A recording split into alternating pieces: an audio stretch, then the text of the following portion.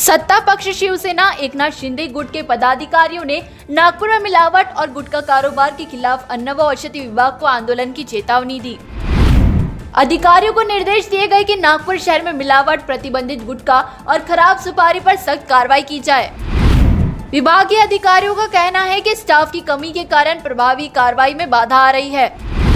शिंदे गुट ने कहा कि मुख्यमंत्री और गृह विभाग की जिम्मेदारी होने के कारण अवैध कारोबार पर तुरंत सख्त कदम उठाए जाए।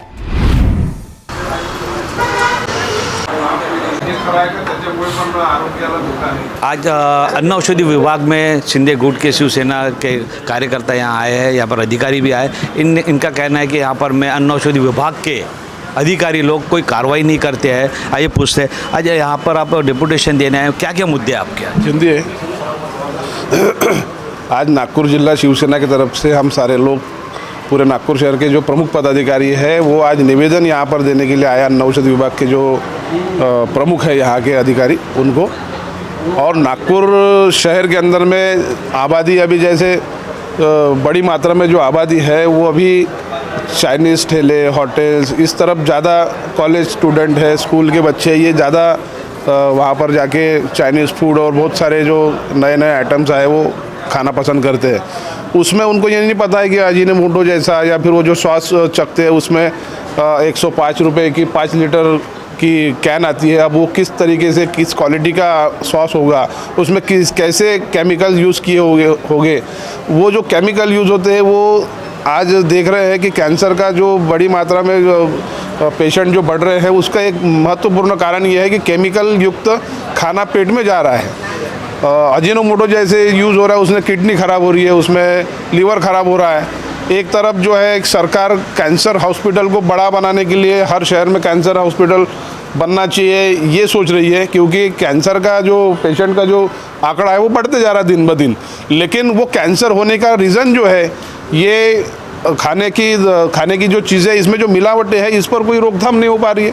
इसलिए नागपुर जिला शिवसेना की तरफ से आज हम यहाँ पर निवेदन देने के लिए आए कि तंबाकू है, वो सुपारी जो है, वो जो बाहर से फेंकी हुई सुपारी जो वहाँ पर उनके देश में जलाने के काम में लाते खाना बनाने के समय में, वहाँ पर वो सुपारी का उपयोग नहीं है, इसलिए वो अपने देश में यहाँ पर बेचते और अपने यहाँ के लोग पैसे की खातिर बेईमानी करके देश के साथ में यहाँ पर वो सुपारी हर शहर में जाने देते हैं, नागपुर में आने देते। नागपुर से अनेक शहरों में यहाँ से वो सुपारी जाती है, उस पर अलग तरीके का एक कोटिंग कर उस पर प्रोसेस की जाती है, उसमें केमिकल यूज़ होते हैं और उस केमिकल के वजह से कैंसर जो है वो शरीर में बढ़ता है। आज सभी जगह पे तंबाकू मिल रहे हैं, गुटखा मिल रहे हैं, सुपारी मिल रही है, जो हल्दी है, हल्दी पाउडर है, तीखा जो लाल मिर्च पाउडर है या मसाले, उसमें भूसा मिलाया जा रहा है, उसमें रंग मिलाया जा रहा है, उसमें केमिकल मिलाया जा रहा है। 250-300 रुपये किलो की लाल मिर्च मिल रही है, लेकिन उसका पाउडर लेने जाएंगे तो 150 रुपये का पैकेट मिल रहा है। इसका मतलब उसमें भूसा डालकर, कलर डालकर वो बेच रहे हैं और आप और हम ये सारे लोग खा रहे हैं। एक माँ अपने बच्चे को दूध इसलिए गर्म करके गिलास में दे दे कि वो पढ़ने लिखने में अच्छा हो, उसका शरीर अच्छा रहे, उसकी सेहत अच्छी रहे और वो ताकतवर बने, लेकिन अनजाने में वो अपने बच्चों को जहर पिला रही है। क्योंकि जो दूध बन रहा है, आप सब लोग भी दिखाते हैं कि किस तरीके से केमिकल यूज़ होता है, उसमें क्या क्या चीज़ें वहाँ पर डाली जाती है और उससे शरीर में कितनी सारी हमारी बीमारियाँ तैयार होती है। इस तरफ केमिकल का दूध है, उसके बाद पनीर है, उसके बाद बहुत सारी ऐसी चीज़ें हैं जिसमें केमिकल यूज़ हो रहा है और वो धड़ल्ले से वहाँ पे लोगों को दी जा रही है। आपका ये बोलना है कि अन्न औषधि विभाग जहाँ पर मैं हर चीज़ पे प्रतिबंध जो जिसमें मिलावट हो रही है उसके ऊपर भी इनका ध्यान नहीं है। नागपुर में जैसे अभी आपने बताया खाने की चीज़ हो गई है, सबसे बड़ा एक है नागपुर शहर में तेल में मिलावट होती है, तेल जैसा जो है उसमें उस पर भी कार्रवाई नहीं होती है। सुपारी का मुद्दा आपने रखे कि सुपारी यहाँ पर आ रही है मिक्स होकर है, जो विदेश में फेंकी जाती है ख़राब सुपारी, और यहाँ पर ला के काट के उसको गुटके में किया, जो कैंसर जैसी बीमारी पैदा हो रही है और कैंसर के हॉस्पिटल बन रहे हैं, आपने बताया अभी, लेकिन इन पर भी कार्रवाई नहीं हो रही। इसका कारण बोले तो प्रशासन है।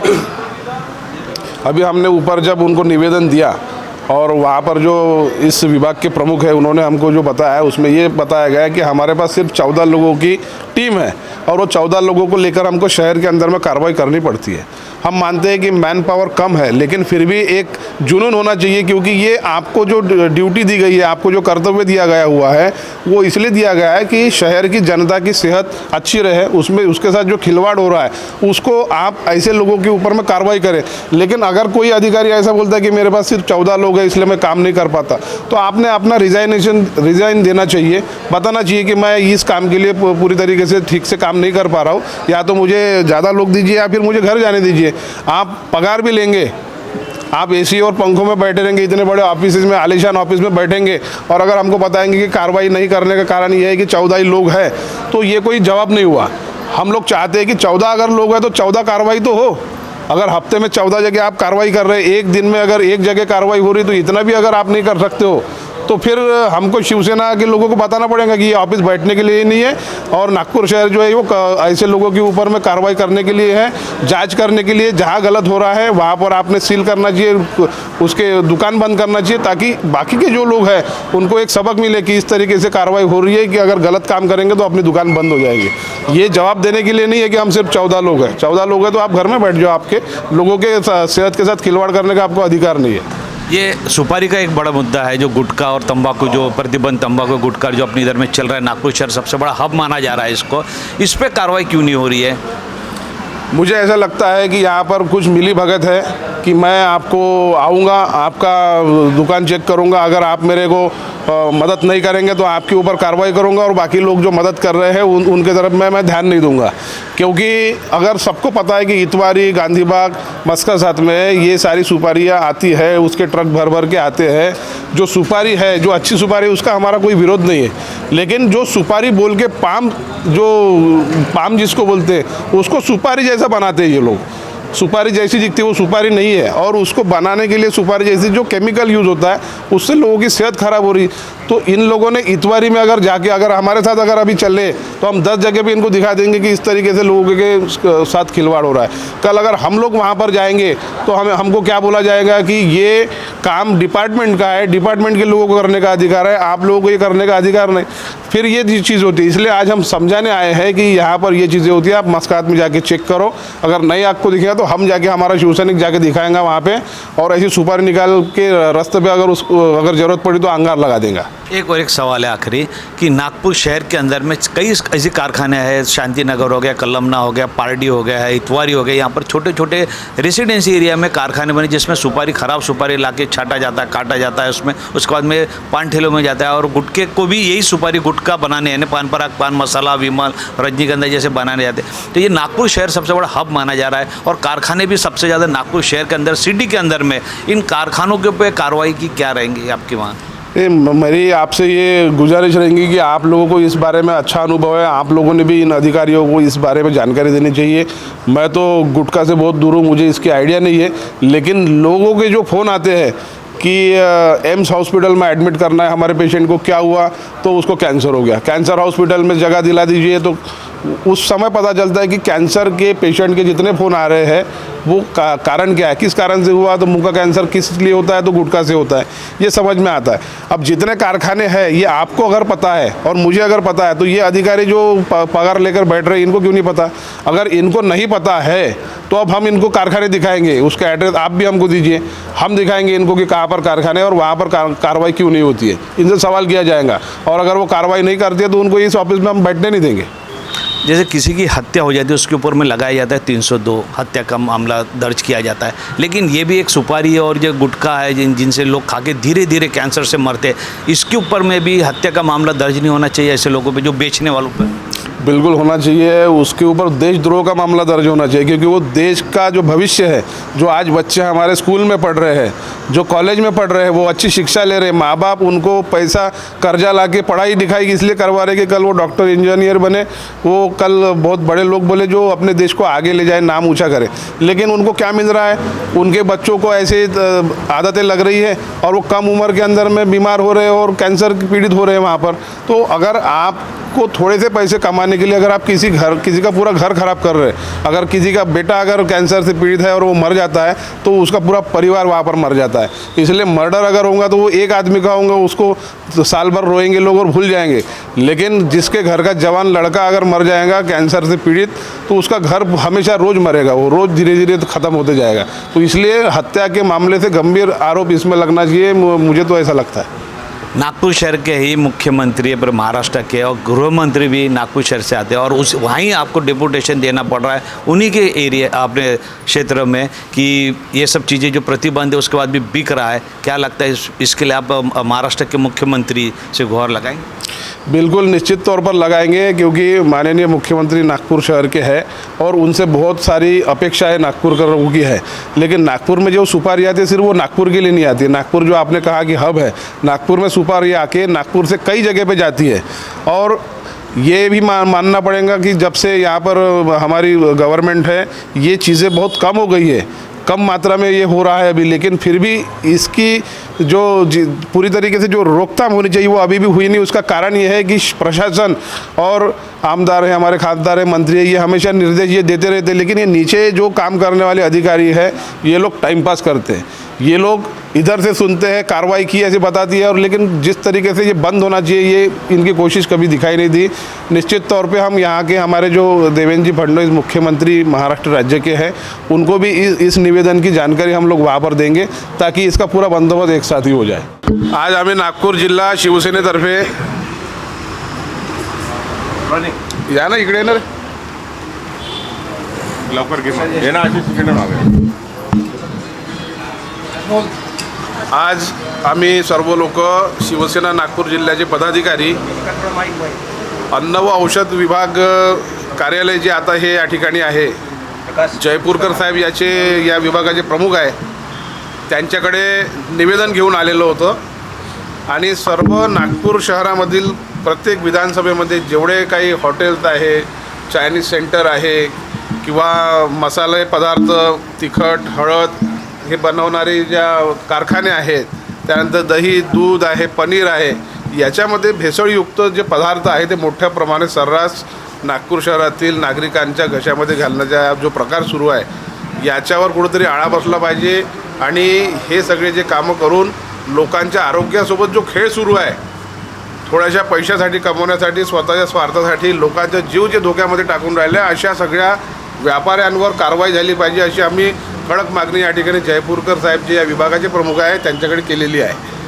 आपण बघतात की सर्व चायनीज ठेल्यावरती जे प्रकारचे ते सॉस आणि त्या अजिनोमोटोचा वापर केला जाऊन राहिलेला आहे। आज आपण पाहिलं तर 100 रुपये 80 रुपये किलो टोमॅटो आहे आणि ती जी टोमॅटो सॉसची बॉटल आहे ती 5 लिटरची 100-150 रुपयामध्ये येऊन राहिलेली आहे।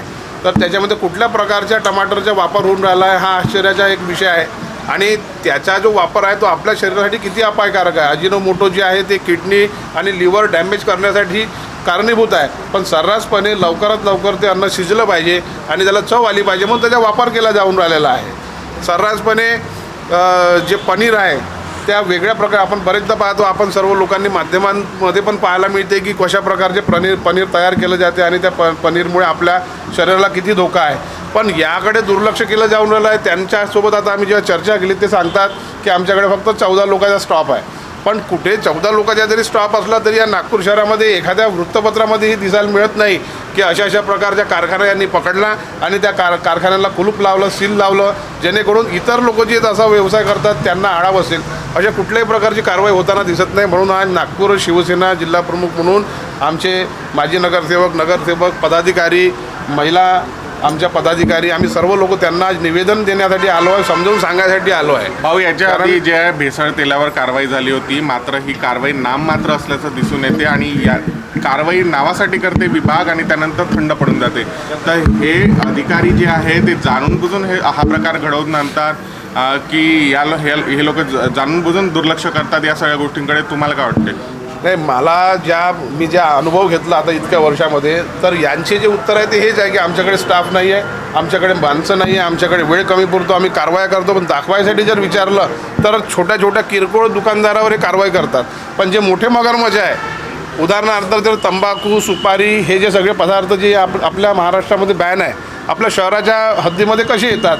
तुम्ही जर ते येऊच दिले नाही तर या ठिकाणी गुटखा तयार होणार नाही. या ठिकाणी ती पाम जे सुपारी आहे ती जी आपल्यासाठी अपायकारक आहे ती या ठिकाणी कारखाने त्याचे तयार होणार नाही. यांनी जर कारखाने जे हळदीचे किंवा मसाल्याचे आहे त्यामध्ये जर जाऊन सॅम्पल्स घेतले तर त्याच्यामध्ये भुसा टाकलेला किंवा रंग टाकलेला केमिकल वापरलेला आपल्याला दिसणार नाही. आज लाल तिखटाचा जर भाव आपण लाल मिरचीचा जर भाव पाळला तर तो 250 रुपये किलो आहे. आणि मी तुम्हाला घेऊन चालतो अशा ठिकाणी मला माहिती आहे का तिथे 150 रुपयामध्ये ते पिसवलेलं म्हणजे बारीक तिखट जे आहे पावडर ते पॅकेटमध्ये पॅक करून तुम्हाला देतात. म्हणजे ते 250 रुपये किलोची मिरची आणून 150 रुपयामध्ये का विकून राहिले तिखट. याच्यासारखा सोपा यांच्याकडे कल्पना करायसाठी अजून काही नाही का. 14 लोकांचा स्टाफ आहे. आता तुम्ही जसं सांगितलं की तेल वगैरे ते पकडले जातात तर कुठंतरी लोकांचा या ठिकाणी असा मानस आहे असं वाटतं आहे की हे सगळे अधिकारी मोठ्या अधिकाऱ्यांसोबत मिळालेले आहे आणि त्यानंतर जे सॅम्पल हे चेक करायला पाठवतात तिथूनसुद्धा कदाचित सॅम्पल चुकीचा असल्यानंतरसुद्धा तो बरोबर आहे असं दाखवलं जाते आणि मोठे मोठे अधिकारी याच्यातून सर्रासपणे बाहेर निघून जातात. तर अधिकारी चुकीचे आहे असं तुम्हाला वाटतं का. अधिकाऱ्यांकडे जबाबदारी आहे कारण आपल्या आरोग्यासोबत कोणी खेळ खेळू शकला नाही पाहिजे म्हणून यांना 1.5-2 लाख रुपये पगार शासन देऊन राहिलेला आहे. पण इतका पगार घेतल्यानंतर जर हे खुर्चीवरून उठत नसेल तर शिवसेना यांना खुर्चीवर बसू देणार नाही. त्यांच्या खुर्चीला पेटवून टाकू आम्ही. कारण तुम्ही फक्त 1.5 लाख-2 लाख रुपये पगार घेण्यासाठी आणि 14 लोक आहे आमच्याकडे आम्ही काय करायचं असं हतबलता असेल तर राजीनामा द्या तुम्ही आणि नवीन लोकांना त्या ठिकाणी नियुक्त करा. जे पथक आपलं तयार करून लोकांचा जो खेळ सुरू आहे या ठिकाणी आरोग्याशी त्याला थांबवण्याचा प्रयत्न करेल. आमचं म्हणणं हे नाही की यांनी स्पायडरमॅनसारखं उडत सगळ्या दुकानामध्ये जाऊन कारवाई केली पाहिजे. पण आम्हाला दिसू तर दिलं पाहिजे की या कारखान्यामध्ये गेले आज कारवाई झाली आणि त्याला बंद केलं सील केलं. त्याच्याकडे कारवाई पाहिल्यानंतर इतर लोक त्याच्यापासून धाक घेतात आणि ते सगळे व्यवसाय बंद करतात. याचसोबत आमच्या राष्ट्रवादी पक्षाचे जे आमचे मंत्री महोदय आहे झिरवाळ साहेब त्यांच्याकडे सुद्धा आम्ही याबाबतची तक्रार देणार आहे की एवढी मोठी इमारत यांना आता तयार करून दिली. यांना 14 लोकांचा स्टाफ दिला. यांना AC पंखे लावून ठेवल्या या ठिकाणी. पण या लोकांकडून कारवाई काय झाली असं जर विचारलं तर यांच्याकडे कारवाई दाखवायसाठी बोटावर मोजण्यासारख्या कारवाई असतात. जर अशाच कारवाई करायची असेल तर यांना बाजूला करा आणि दुसऱ्या लोकांना संधी द्या जेणेकरून लोकांचे आरोग्य या ठिकाणी धोक्यात जाणार नाही. आम्ही आता त्यांना समज दिली आहे पण जर यांनी आता याच्याकडे दुर्लक्ष केलं तर या कार्यालयाला फोडल्याशिवाय आम्ही राहणार नाही आणि यांना खुर्चीवर बसू देणार नाही.